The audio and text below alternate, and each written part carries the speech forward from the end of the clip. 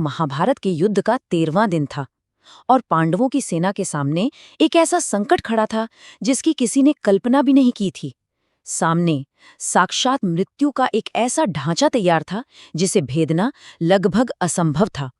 और इसमें सबसे बड़ी समस्या क्या थी?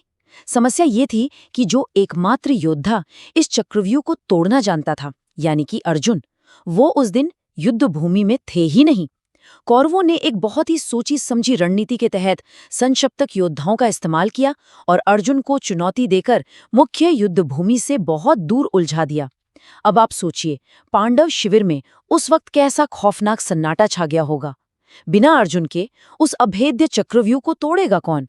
ये सिर्फ कोई सामरिक सवाल नहीं था, ये पांडवों के अस्तित्व के पूरी तरह से खत्म हो जाने का सवाल था।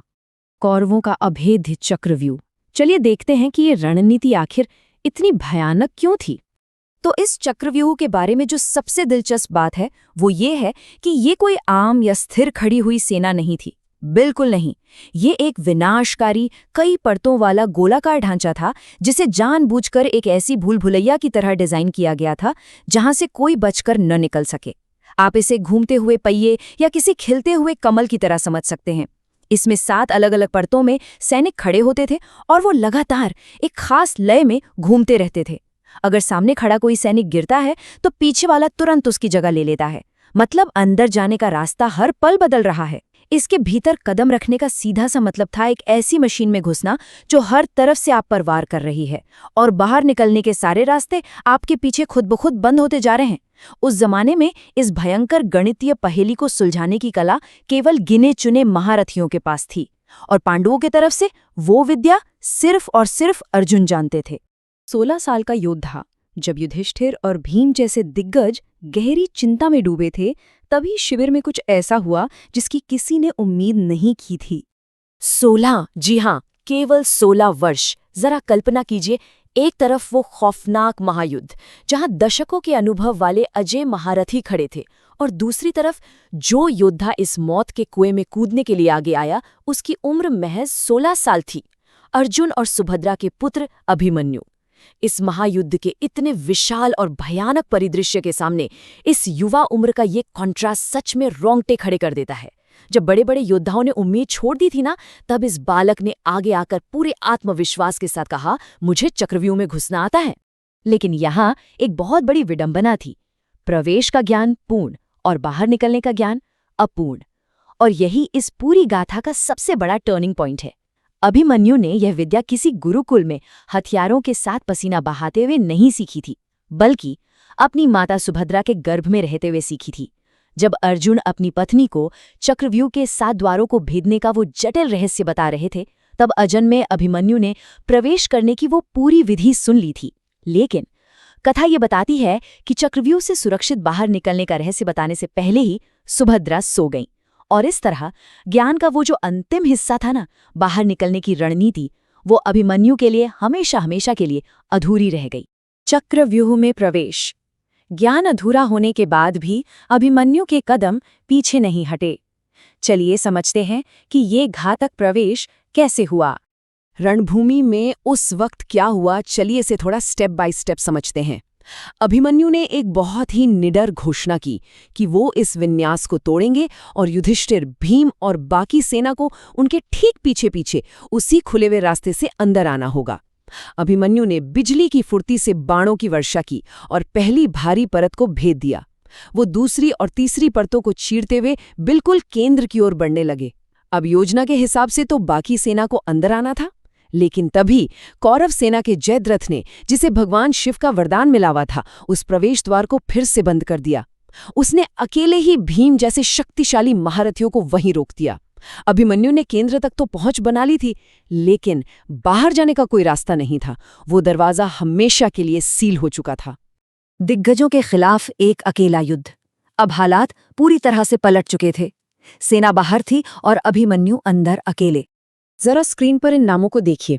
भीष्म, द्रोण, कर्ण, दुर्योधन। ये सिर्फ नाम नहीं हैं, ये उस युग के सबसे खूंखार, अनुभवी और अजय महारथी माने जाते थे। चक्रव्यूह के केंद्र में पहुंचकर अभिमन्यु ने खुद को पूरी तरह से अकेला पाया, और वो भी इन दिग्गजों से चारों तरफ से घिरा हुआ। ये नाम उस असंभव चुनौती और उस भयानक माहौल को दिखाते हैं जो उस युवा योद्धा के ठीक सामने खड़ा था। युद्ध का कोई भी तर्क या लॉजिक यही कहेगा कि इतने महान योद्धाओं के सामने एक 16 साल के अकेले लड़के का टिकना पूरी तरह से नामुमकिन है। ये साफ साफ एक निश्चित मौत का जाल था। लेकिन फिर जो हुआ उसने पूरे कुरुक्षेत्र को चौंका कर रख दिया। एक भयंकर एकाकी संघर्ष जिसमें अभिमन्यु ने एक एक करके कई अनुभवी योद्धाओं को धूल चटा दी। यहाँ उनका युद्ध कौशल देखने लायक था यार। वो सिर्फ खुद को बचा नहीं रहे थे, बल्कि उन्होंने पूरी कौरव सेना पर अपना दबदबा बना लिया था।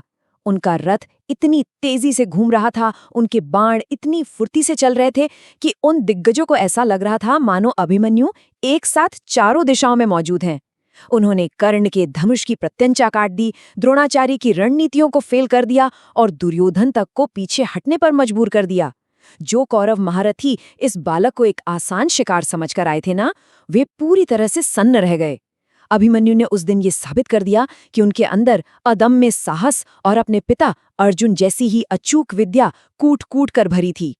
छल और वीरगति। जब आमने सामने की लड़ाई में उस युवा शेर को हराना पूरी तरह से असंभव हो गया, तब युद्ध ने एक बहुत ही दुखद मोड़ लिया। युद्ध के सारे नियम तोड़ दिए गए, सभी महारथियों के द्वारा एक साथ हमला। ये महाभारत के इतिहास का शायद सबसे हृदय विदारक और नीति विरुद्ध क्षण है। धर्म युद्ध का एक बहुत ही स्पष्ट नियम था, एक योद्धा से एक ही योद्धा लड़ेगा और किसी निहत्थे या जिसके पास रथ ना हो उस पर वार नहीं किया जाएगा। लेकिन जब कौरवों के दिग्गज महारथियों को अपनी हार और अपमान का डर सताने लगा ना, तो उन्होंने सारे नियम ताक पर रख दिए। कर्ण ने पीछे से वार करके अभिमन्यु का धनुष काट दिया। 7 महारथियों ने मिलकर उस अकेले थके हुए बालक पर एक साथ हमला कर दिया। उसके रथ के घोड़े मार दिए गए, पहिए तोड़ दिए गए। फिर भी वो बालक रुका नहीं। वो अपने टूटे हुए रथ का पहिया उठाकर ही दुश्मनों पर टूट पड़ा। वो अंत तक, अपनी आखिरी सांस तक लड़ता रहा, जब तक कि उस छल और क्रूरता के सामने उसने वीर गति प्राप्त नहीं कर ली। अमर साहस की पहचान। इस घटना का अंत भले ही दुखद था, लेकिन इस चर्चा का निष्कर्ष केवल शोक नहीं है। हम इस पूरे गाथा के सामरिक और दार्शनिक सार को सिर्फ इस एक पंक्ति में समेट सकते हैं। ज्ञान अधूरा हो सकता है, लेकिन हिम्मत पूरी होनी चाहिए। ये विचार हमें बहुत गहराई से सोचने पर मजबूर कर देता है। अभिमन्यु बहुत अच्छे से जानते थे कि उन्हें चक्रव्यूह से बाहर निकलना नहीं आता। वो परिणाम जानते थे, फिर भी उन्होंने कदम बढ़ाया, क्योंकि उस दिन रुकने का मतलब था हार मान लेना। उनका अधूरा ज्ञान उनकी कमजोरी नहीं बना, बल्कि उनका वो पूरा और अटूट साहस उनकी सबसे बड़ी ताकत बन गया। उन्होंने रणभूमि में प्राण जरूर त्यागे, लेकिन वो हारे नहीं। उन्होंने हमेशा हमेशा के लिए इतिहास रच दिया। रणभूमि पर एक शांत सूर्यास्त। देखिए, अभिमन्यु की कहानी केवल एक प्राचीन युद्ध की कथा नहीं है, ये हमारे आज के जीवन का भी एक बहुत बड़ा दर्शन है। ये हमें सिखाती है कि हमारे पास हमेशा हर स्थिति का पूरा ज्ञान, हर मुश्किल का समाधान या हर समस्या का एग्जिट प्लान नहीं होता। जीवन में कई चक्रव्यूह ऐसे आते हैं जहां सिर्फ अंदर जाने का रास्ता दिखाई देता है और बाहर निकलने का रास्ता धुंधला होता है। ऐसे पलों में ये चुनाव हमेशा हमारा होता है कि हम डरकर पीछे हट जाएं या फिर अभिमन्यु की तरह पूरे साहस और आत्मविश्वास के साथ उस चुनौती का सामना करें। तो इस चर्चा को खत्म करते हुए एक सवाल जो हम सभी को खुद से जरूर पूछना चाहिए, क्या हमारे भीतर वो साहस है जो हमारे अधूरे ज्ञान को मात दे सके? इस पर विचार जरूर कीजिएगा।